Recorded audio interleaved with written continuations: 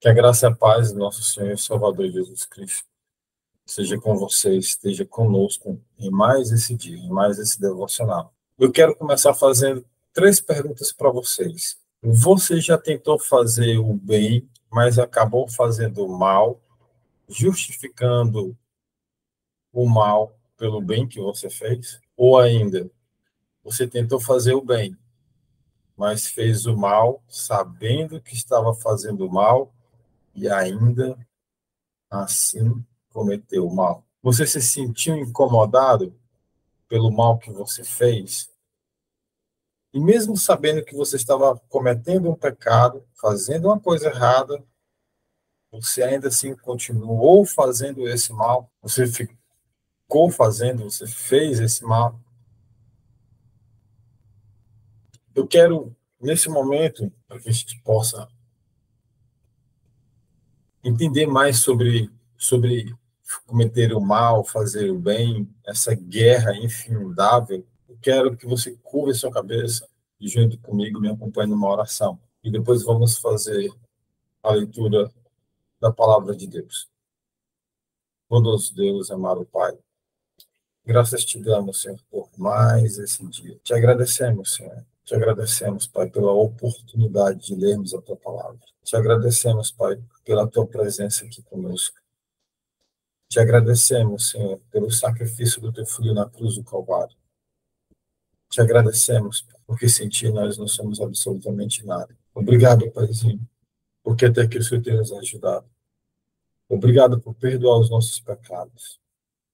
Obrigado por prover o pão nosso de cada dia. Obrigado por nos proporcionar a salvação através do arrependimento dos pecados, através, claro, do sacrifício do teu filho na cruz do Calvário. Pai, obrigado, Senhor. Somos gratos a ti. Use esse momento, Pai, mais uma vez para o louvor da tua glória. Que nós possamos diminuir, que o Senhor possa crescer, pois nós não somos dignos sequer de abrir a tua palavra e de ler.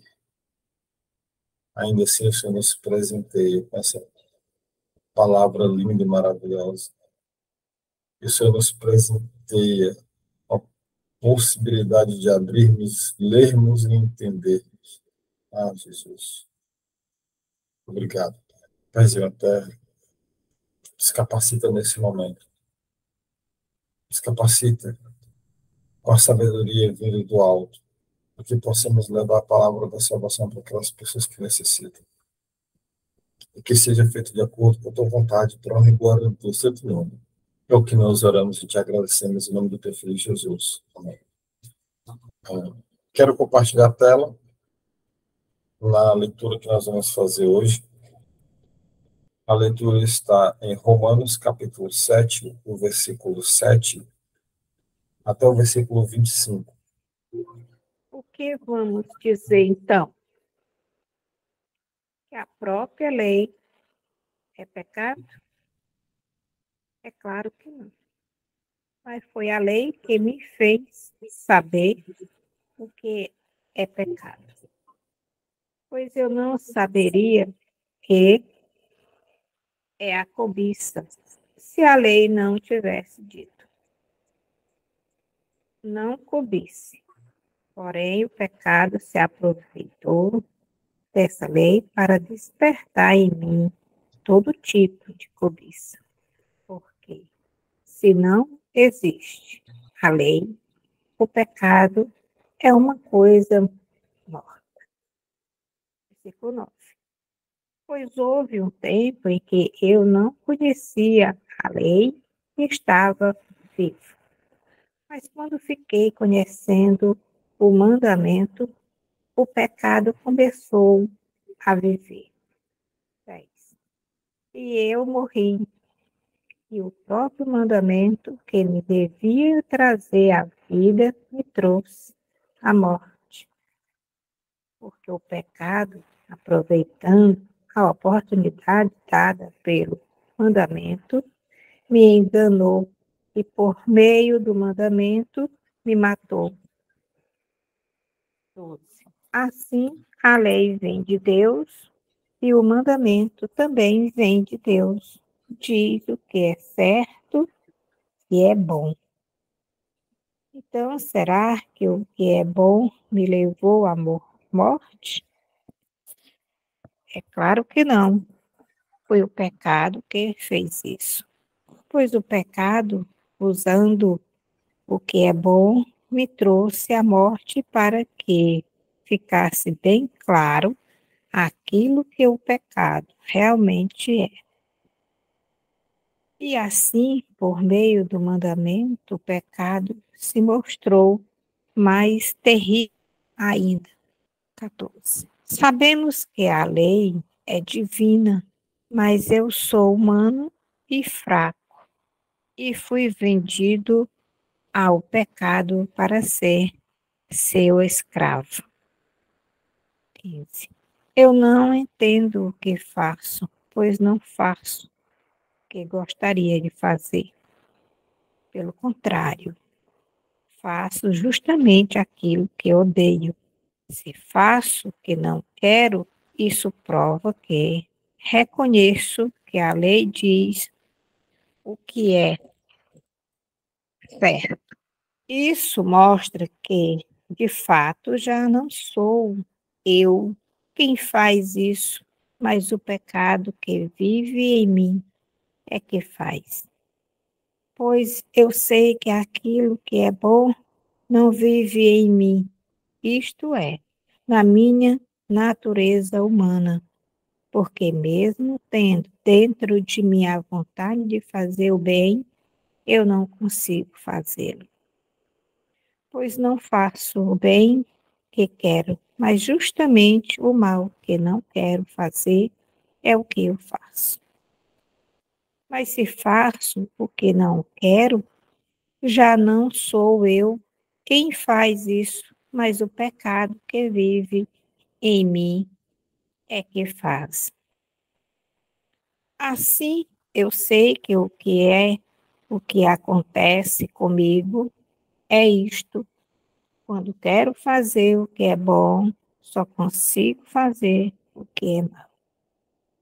Dentro de mim, eu sei que gosto da lei de Deus, mas vejo uma lei diferente agindo naquilo que faço, uma lei que luta contra aquela que a minha mente aprova.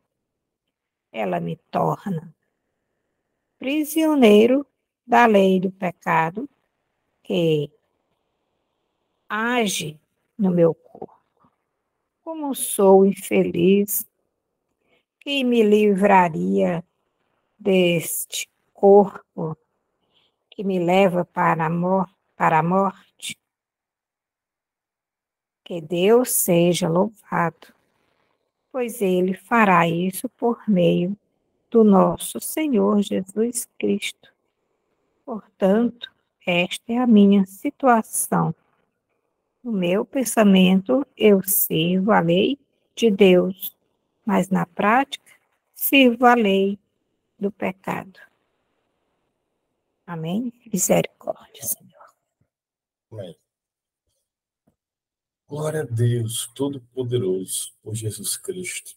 Porque miserável homem que eu sou. Miserável Glória. eu sou. O fato é que viver em retidão não é fácil.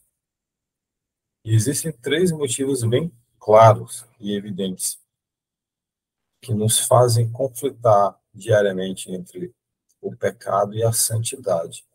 Santidade é essa que Paulo fala, que sem santidade nós não veremos a Deus. Primeiro ponto que digamos, traz esse empecilho, digamos assim, para que possamos viver uma vida reta, uma vida distante do pecado, é porque a natureza do homem está corrompida. A nossa natureza ela está corrompida. Se você puder, abra a Bíblia aí em Eclesiastes, capítulo 7, versículo 29. Eclesiastes, capítulo 7, versículo 29. Em Eclesiastes 7, 29, diz assim: Assim cheguei a esta conclusão. Deus fez os homens justos, mas eles foram em busca de muitas intrigas. Deus nos fez justos. Fomos nós que fomos atrás do pecado. O, entre aspas, problema aqui não foi Deus ter feito um mundo pecaminoso, defeituoso, fecha aspas. Deus não fez nada errado. Deus não fez nada incompleto, ou Deus também não fez algo pela metade incompleto ou algo imperfeito. Deus não fez. Foram as nossas escolhas. Foi o que nós escolhemos. São as nossas péssimas e más escolhas. A culpa é nossa. O pecado se associa ao homem ainda no ventre materno, ainda no ventre. Olha só o que está no Salmo 51, versículo 5. Olha só, abre aí a palavra de Deus no Salmo 51, no verso 5. De fato, tenho sido mau desde que nasci. Tenho sido pecador desde o dia em que fui concebido. Eita Jesus! Nesse Salmo de Davi, ele escreve esse salmo logo após ele ter cometido o adultério com Betseba. E ele mostra claramente que Davi não poderia ter cometido atos pecaminosos ao nascer. Não dá. Como é que um bebê de um dia, de algumas horas, comete um pecado? Me fala aí, como é que um bebê... Não tem como. Não dá. Essas afirmações aqui de Davi, em todo o Salmo, inclusive, mas ainda mais aqui no versículo 5, mostram que a natureza pecaminosa dos homens, ela herda do pecado de Adão, porque um pecou, todos são condenados, e porque um perfeito se sacrificou, todos podem ser salvos. Esse pecado de Adão, ela é transmitida, esse pecado, ele é transmitido de geração em geração, e todos os homens agem de acordo com ela e pecam. O pecado está em nós. O pecado está em nós. Não a concepção do relacionamento entre homem e mulher, não essa concepção. Deus nos fez, homem e mulher, para que nós pudéssemos procriar. A concepção, o homem coabitar na mulher, isso é divino, é de Deus, é parte da sua criação. Não é o homem coabitar na mulher que é o pecado. O pecado não é isso. O pecado é a desobediência cometida. Esse é o pecado, a desobediência. É Deus falar, não faça isso, não coma da fruta, porque vai te trazer morte. O homem e a mulher ir na árvore e comer da fruta. A desobediência. O segundo ponto que nos distancia de uma vida reta é porque o meio é adverso e hostil à retidão. O meio em que nós vivemos, a sociedade que nós vivemos, o mundo a qual nós habitamos está perverso. Ele é perverso. Desde o momento que o pecado habitou. Abra sua Bíblia. Lá no finalzinho dela, 1 João, é epístola, não é o Evangelho. 1 João 5,19. 1 João 5,19. Fica no finalzinho da Bíblia. Sabemos que somos de Deus e que o mundo todo está debaixo do poder do maligno. Deus não deseja nem causa de nenhuma maneira todo o sofrimento que há no mundo. Deus não deseja e nem causa. Deus nos permite diariamente fazermos as nossas escolhas. E essas escolhas proporcionam mal. Ainda mais vindo de pessoas más. Ainda mais assim. São as nossas escolhas. É o livre-arbítrio que Deus nos dá. Novamente, ele põe a árvore. Qual é a decisão do homem? Comer do fruto ou não? Qual foi a decisão tomada? Comer. Todos os dias nós temos a possibilidade de escolhermos entre fazer o certo e o errado. Avançar o sinal vermelho ou não. Uma pessoa bater na porta da sua casa pedindo esmola e você não ir lá atender, mesmo você ouvindo e sabendo do que se trata. Alimentar um bichinho de estimação ou não. Acusar alguém ou levar uma palavra de libertação para que ela se arrependa, uma palavra de amor. São nossas escolhas. Você está diante daquilo que é errado, sabendo que é errado, e praticar, sabendo que você está fazendo a prática de um ato pecaminoso, que diante dos olhos de Deus está errado. São suas escolhas. Depois não culpe a Deus. É igual um pai e uma mãe que diz, olha, não suba ou desça as escadas correndo, porque você pode cair e quebrar um braço. Aí a criança não ouve o seu pai, ele vai subir e descer as escadas até o momento em que ele cai da escada e quebra o braço. Ele cai da escada e quebra o braço. E por que que isso acontece? Desobediência. A culpa é do pai?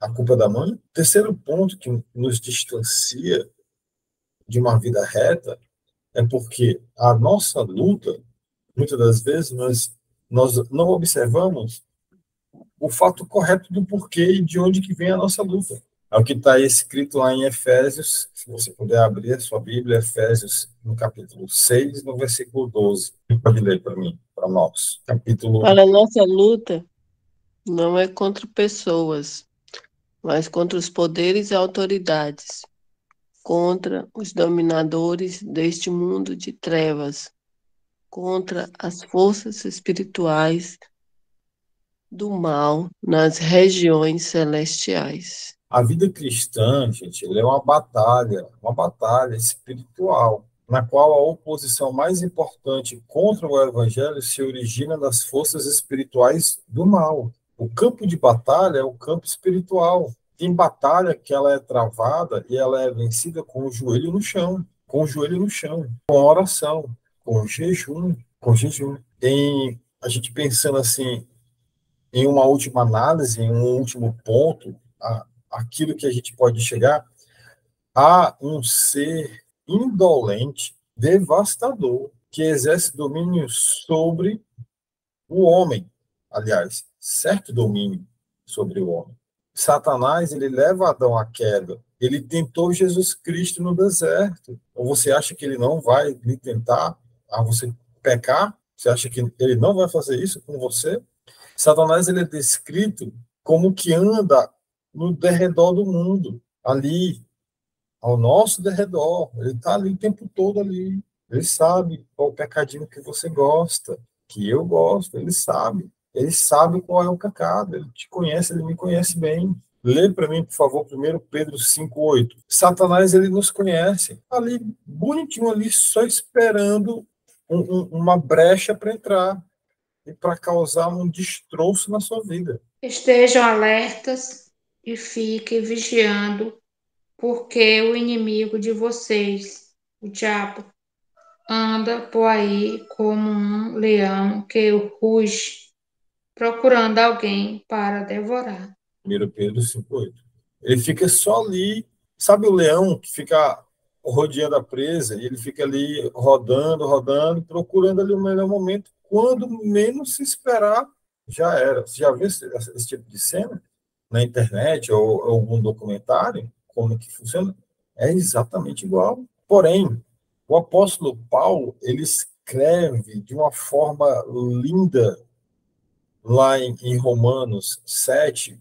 Vamos voltar para Romanos 7, no versículo 25. Paulo, ele nos mostra uma saída linda, maravilhosa, perfeita. Romanos 7, 25. Ele fala, isso aqui é um clamor do apóstolo Paulo. Graças a Deus por Jesus Cristo, nosso Senhor. Graças a Deus. De modo que com a mente eu próprio sou escravo da lei de Deus, mas com a carne da lei do pecado. Mas graças a Deus por Jesus Cristo, nosso Senhor. Por que graças a Deus? Esse clamor de vitória vem antes de uma reafirmação final de luta, sugerindo aqui essa batalha entre carne e espírito, entre o que eu penso e o que eu faço. Paulo aqui ele fala como cristão, ou seja, ele está consciente da sua libertação através de Cristo, porém ciente da sua luta contínua contra o pecado. Paulo ele tem ciência disso. Por outro lado, o agradecimento também, graças a Deus por Jesus Cristo, ele também pode ser uma interjeição de Paulo. já cristão, em uma passagem onde ele descreve a derrota que ele experimentou como judeu que tinha tentado viver de acordo com as suas exigências da lei de Moisés, e que é impossível cumprir as leis de Moisés. Então, Paulo fala, graças a Deus por Jesus Cristo, nosso Senhor, graças a Deus, ele se entregou na cruz do Calvário para resolver o problema do pecado, essa guerra que eu vivo. Porque se dependesse de mim mesmo, era só o mal. Mas Cristo nos livra do mal. Agora, adianta Cristo fazer o sacrifício na cruz do Calvário e eu permanecer no pecado de forma deliberada, ou seja, porque eu quero permanecer no pecado, sabendo que é pecado e eu continuo no pecado, adianta? Sim, o sacrifício de Cristo, ele adianta para aqueles que aceitam ele como o Senhor e seu Salvador. Como Paulo fala, nosso Senhor. Jesus é Senhor de quem? Então, se ele é seu Senhor, você deve obedecê-lo. E você deve se apartar do pecado. E essa é uma decisão que, dependendo de algumas pessoas, será difícil de aceitar. Será difícil de praticar. Porque muitas das vezes o pecado é agradável à carne. Eu falo por mim. Eu não falo por você, eu falo por mim. Eu cometia pecados que eram agradáveis à minha carne. Existem pecados que são agradáveis. O mundo oferece isso. Mas esse pecado me traz morte, me traz condenação, me traz juízo da parte de Deus. Então, Deus diz, Joelce, tem uma solução. É Cristo Jesus. Essa solução, graças ao nosso Deus e ao sangue do Cordeiro que foi derramado da cruz, me traz paz para com o Senhor. Mas eu continuo sempre fazendo a minha escolha. Eu vou comer do fruto também, ou vou obedecer a Deus? E você, qual é a sua escolha? Obedecer o Senhor teu Deus e se apartar do pecado, ou continuar no pecado e trazer juízo para você? Para mim, foi uma decisão fácil, me apartar do pecado. Mas para você, olha para Deus, olha para Jesus, olha para Cristo. Esse clamor de Paulo, graças a Deus, traz libertação do pecado.